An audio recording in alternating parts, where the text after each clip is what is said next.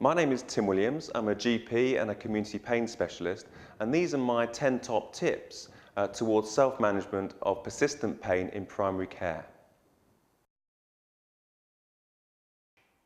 Self-management with confidence is the aim. It's not you, it's them. Actually, when I realised that patients had much more of a responsibility to manage their pain condition, I felt that I could really relax and a huge weight was lifted off my shoulders. I realised that actually my job then was to support the patient find their own ability to respond to their condition. I did use other resources, self-help resources such as the Pain Toolkit, which I found very helpful, and they will be available in your resource pack. Patients with long-term conditions use on average about 3 hours of healthcare time in 12 months. That leaves 8,757 hours for them to self-manage. To not teach people the skills necessary to self-manage during that time seems to me a missed opportunity. My second tip is to expect persistent pain to be a long-term condition. So take your time. Persistent pain is not just acute pain which has gone on for a bit too long. It has been suggested that there are changes that happen in the central and peripheral nervous system which actually make persistent pain an utterly unique condition and a long-term condition in its own right, like diabetes or asthma. Accepting that premise helps both the practitioner and the patient move much more towards a position of attempting to find control rather than cure for their pain symptoms. This takes time, and perhaps the worst thing that someone could do on an initial consultation is simply to give more medication. Listen to the pain story from start to finish. As soon as I realise that a persistent pain problem is being described, I will often stop the patient and I will say, could you tell me today how you've got to this point, and I will book another appointment for you in a week's time and we'll work out where we're going to go from here. I haven't had a single patient refuse.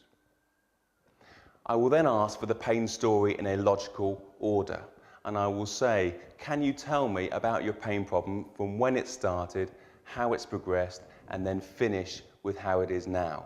In that way, you'll get a really easier, straightforward chronology of the pain problem. You'll be then clear whether this is a new problem or actually something which has been going on for a long period of time. I will also want to find out what investigations people have had and what treatments they have had, which have either been successful or otherwise. My fourth tip is to form person-centered goals for the future. In line with moving towards self-management, it is important for the patient to be coached on setting goals for the future as they gain more control of their pain symptoms. Many of you will be familiar with SMART goals. Most patients will not. It may not be necessary for you to go through each of these steps, but goals should be specific and achievable and measurable. The success of achieving these goals will go some way to assessing the effectiveness or otherwise of the interventions that you choose together. One of the things I found really useful to explain persistent pain concepts to patients is metaphors. It's important for patients to understand what is quite a complex and poorly understood condition. More details about metaphors can be found in your resources. Useful concepts for patients to grasp at an early stage would be those around the pain cycle and also pacing. Describing the boom and bust cycle of poorly paced behaviour is particularly good rapport building tool, as most patients can recognise themselves in that behaviour and appreciate that you have some insight into their experience of living with pain. So, tip 6, keep analgesia simple and effective. Prescribing in persistent pain can be really tricky. When I prescribe, I follow these steps which I found extremely helpful. And I ask myself the question, is this medication safe? Really with respect to the other conditions that the patient has and also other medications that they are taking. bearing in mind that any medication you prescribe is likely to be needed to be taken long term. Tolerable. Can patients tolerate the side effects of the medication? Certainly, patients will not take even very effective medication if they can't tolerate the side effects. Some side effects, such as feeling drowsy or woozy-headed, may settle as patients continue to take the medication. Other problems, such as constipation, sometimes will not. And actually giving patients medication to help with those side effects can help them adhere to the medication. Effective. Do people take medication which is not effective? Well, in my experience, yes, and lots of it. And when you ask patients whether medication is effective or not, they often say, well, I don't know, doctor, because I take it all together. Sometimes they think the medication is not doing anything at all. I will often then ask, well, how about we reduce some of this medication and see what happens?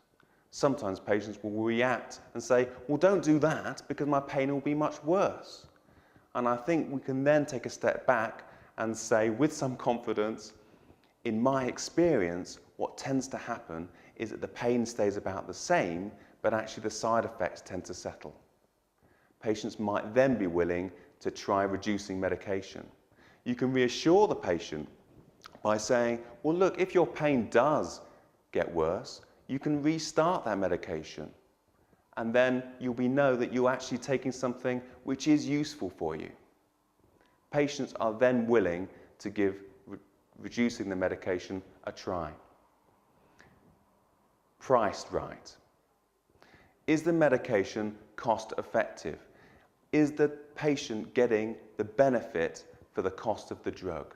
I think this is really crucial and something that we are all aware of as GPs. And I think we need to be conscious of that when we are prescribing. Simple.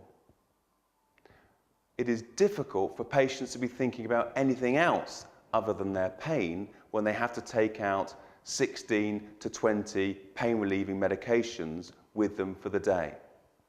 What we're trying to do in persistent pain management is to shift the focus away from pain towards other aspects of life. It is sometimes therefore easier if we can prescribe something at the beginning of the day which is longer acting, and then they can take something else at the end of the day. And actually keeping things simple can be a really useful strategy for patients to manage their pain symptoms. Neuropathic pain may require special attention. Neuropathic pain, which arises from damage to the nervous system itself, may coexist with pain arising from the tissues, and it does not respond well to standard analgesics. Often patients will use descriptors such as shooting pain or stabbing or electric shock type pain or numbness and pins and needles, and we should be alert to that. Sometimes patients may say, I can't really explain it, doctor, and that always makes me think, could this be a neuropathic pain they're trying to explain? NICE have published recent guidance on the pharmacological management, which can be found on their website. But as always, pain medication is only part of the picture. Ask about life. It's not all about the pain. Initially, patients and healthcare workers can be utterly focused on reducing the pain symptoms.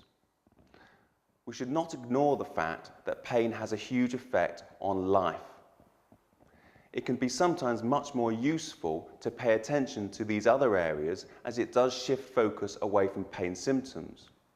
These include sleep, exercise, mood, weight, and even eating well. Self-care resources such as the Pain Toolkit can be extremely helpful for patients, and we as healthcare professionals can guide patients to them. Tip 9. Give strong opiates with extreme caution and careful review. Prescribing in persistent pain without a plan is pointless. Prescribing strong opiates without a plan is an absolute disaster. Prescribing strong opiates must be part of a clear strategy to realise goals. This is not palliative care. This is not about easing suffering in the last few days or hours of life. This, to my mind, is about rehabilitation. I would never prescribe short-acting opiates. Guidelines in prescribing can be found at the British Pain Society, and it would be well worth looking at these guidelines if you decided to go down this route. If I decided to prescribe strong opiates, my normal practice would be to start a trial up to 8 weeks. I would start extremely low in the dose and go extremely slow in titrating up.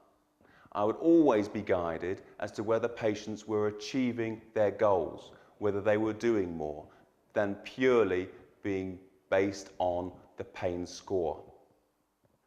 Careful and regular review is absolutely essential, and if the patient is not progressing along the lines of their goals, then we should be very much prepared to decrease and to stop the strong opiates. My final tip is to encourage continuity and limit the number of involved healthcare professionals. Having taken the time and effort to support your patient towards self-management, guard their follow-up jealously. Don't let other people get involved, make unnecessary referrals, changes to medications which will not yield any benefit. Promote self-management and teamwork.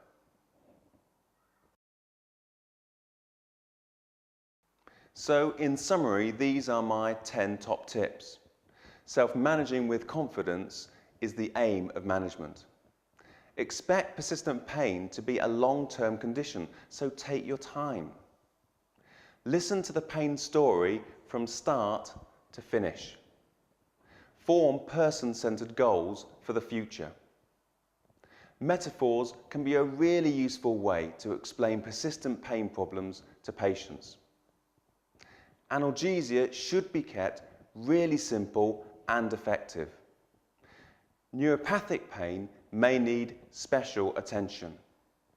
Ask about life. It's not all about the pain.